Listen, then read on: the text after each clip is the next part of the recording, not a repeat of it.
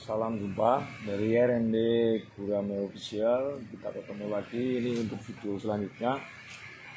Kita akan membahas untung rugi atau kesulitan dan kemudahan di kolam terpal atau kolam tanah.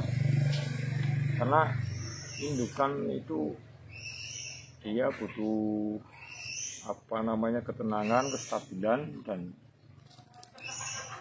yang jelas ya kondisi air. Dan ini saya akan menjelaskan menurut versi saya, karena indukan itu ya banyak orang dengan cara masing-masing lah, tapi artinya saya hanya akan memberitahu ini cara saya untuk merawat indukan agar bisa menghasilkan telur yang baik. Dan saya lebih suka di kolam terpal seperti ini karena apa? Karena di kolam terpal itu yang satu banyak sekali kemudahan daripada dibandingkan di kolam tanah. Di kolam terpal mudahnya kita akan gampang sekali mengontrol.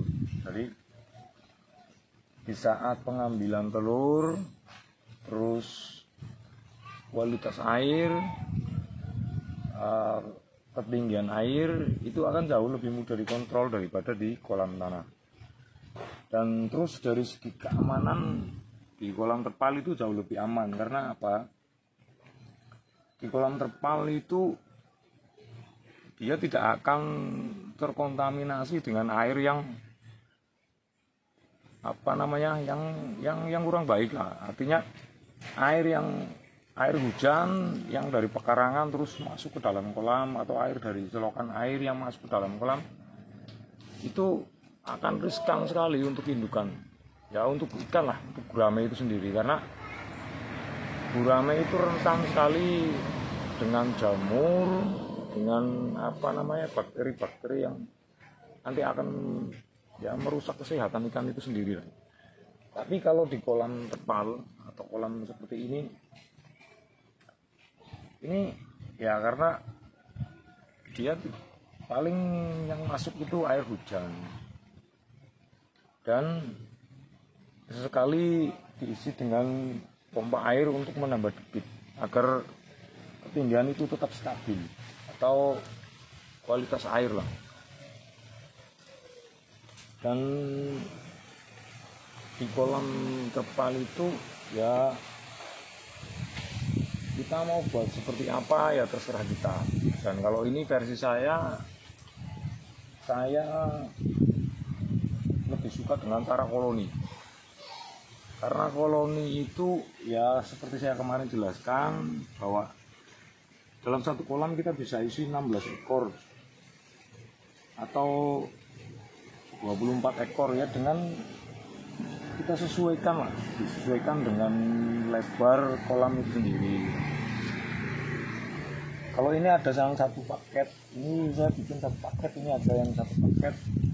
Sebenarnya ada 2 paket yang itu, cuma karena yang itu kolamnya bocor dan diperbaiki dulu, nanti diisi kembali dengan paket. Saya ada 2 paket di sini. Ini dengan pejantan 1, betina 4. Dan yang itu yang dibikin koloni ada 1, 2, 3, 4 kolam. Itu masing-masing ada yang isi 16 ekor, ada yang 18 ekor. Dan jumlah itu ya tetap betina dan indukan itu ya tetap maksimal itu 4:1 lah. 4:1.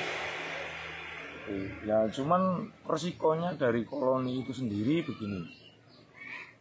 Dalam satu kolam, kalau kita buat koloni itu kan pejantan lebih dari 1, dan itu resikonya nanti pejantannya salah satu ada yang masalah, atau dia karena kalah terus kemudian bisa bisa menyebabkan kematian. Tapi ya itu karena kalau kita awasi itu bisa kita cegah dengan cara, kalau kita sudah tahu bahwa ada yang kalah dan kita cepat-cepat ambil, kita pisahkan. Nanti kalau memang yang kalah itu harus diambil, ya kita ambil. Tapi kalau memang masih bisa bertahan, tapi kalau biasanya kalau yang sudah kalah, kalau kita biarkan pasti mati. Dan kita ambil, kita pisahkan, kita biarkan sisa pejantan yang di situ saja. Jadi pejantannya 3 atau 2 yang nggak masalah. Nanti kan tetap saja kalau misalnya pejantannya ada lebih dari 1, nanti bisa bertelurnya satu kolam itu bisa bisa 2 indukan, 3 indukan sekaligus. Nah itu itu teknik saya di kolam indukan terpal. Itu adalah menurut pengetahuan saya, sepengalaman saya, dan saya sudah melakukan indukan di kolam terpal ini lebih dari 3 tahun. Jadi ya di 3 tahun kesini itu ya sudah cukup memberi pengalaman untuk saya lah. Dan intinya di kolam terpal itu satu, ketika kita mengambil telur kita tidak repot, kontrol air kita hanya melakukan penambahan. Dan satu lagi, kalau saya jelaskan, ini satu kolam ini ada sekitar berapa tahun, sekitar 3 tahun ini tidak pernah dikuras sama sekali. Dan kenapa bisa seperti itu sampai bertahun-tahun tidak dikuras? Jadi kedalaman kolam ini sekitar 1 meter. Jadi pergerakan ikan itu tidak membuat dasar air itu naik ke permukaan. Jadi kotoran itu tetap mengendap di bawah karena dia tertahan oleh sisa-sisa sisa-sisa untuk membuat sarang gurame ini sendiri. Jadi aman. Jadi untuk sampai ini 3 tahun kondisi air masih seperti ini. Artinya ya jauh lebih mudah daripada di kolam tanah seperti ini. Nah ini yang saya tidak suka di kolam tanah ini seperti ini. Jadi kolam tanah itu satu, pertama bahwa mudah sekali terkontaminasi bakteri-bakteri yang tidak baik. Air hujan dari pekarangan masuk ke kolam itu biasanya juga mengakibatkan dampak yang tidak baik. Kemudian air yang terbawa dari selokan itu juga bisa membawa bakteri, kemudian juga membuat ikan itu sendiri tidak sehat. Dan tidak stabilnya itu yang saya tidak suka. Tidak stabilnya seperti ini artinya. Ketika musim kemarau kita akan kesulitan karena permukaan air itu menurun. Ketika musim hujan permukaan air kolam itu naik turun. Artinya tidak stabil. Dan gurame itu sendiri membutuhkan kestabilan air kolam. Makanya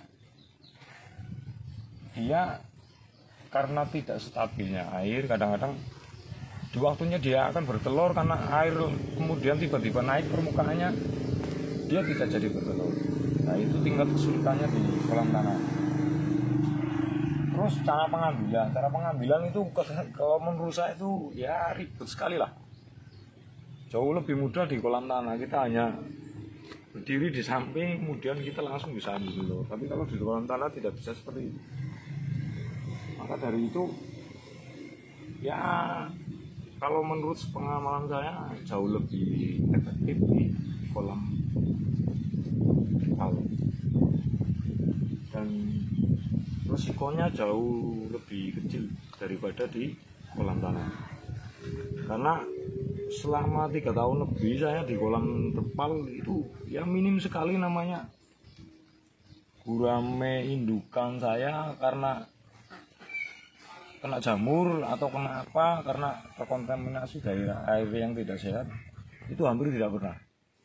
Dan kematiannya itu sebabnya ya karena itu tadi saya bikin koloni, dia ketika akan bertelur kemudian mungkin berebut tempat atau betina, dia berantem, ada yang kalah, itu saja penyebabnya. dan yang sering pejantan. Tapi ya itu juga tergantung kejelian kita lah. Kalau kita jeli, tahu masalah, kita ambil pejantannya, nanti tidak akan menyebabkan kematian. Dan itu saja pengalaman yang saya bisa bagi untuk teman-teman, khususnya untuk pemula, karena untuk memulai itu butuh keberanian, butuh pengetahuan, dan itulah pengetahuan saya yang mungkin ya tidak sebagus teman-teman yang lain, tapi ya itulah. Yang jelas saya sudah 3 tahun lebih menggunakan kolam kepal ini untuk ikan, dan hasilnya itu maksimal. Dan itu saja motivasi saya adalah pertimbangan segala sesuatu itu dengan benar-benar sempurna. Karena apa? Ketika pertimbangan kita itu meleset, ya hasilnya nanti akan meleset. Dan putuskan sesuatu itu dengan sebaik-baik dan sebenar-benarnya. Kalau putusannya udah baik, udah benar, ya nanti hasilnya pasti baik dan benar. Jadi ya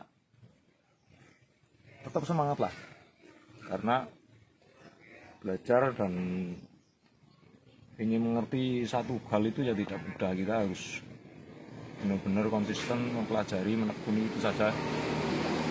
Dan salam saya dari Cilacap Barat, semoga kita semua diberi tentunya kesehatan, karena itu penting sekali kita tetap bisa berkarya dan melakukan aktivitas. Salam budidaya dari Cilacap Barat, semoga kita diberi kesehatan selalu. Amin. Wassalam.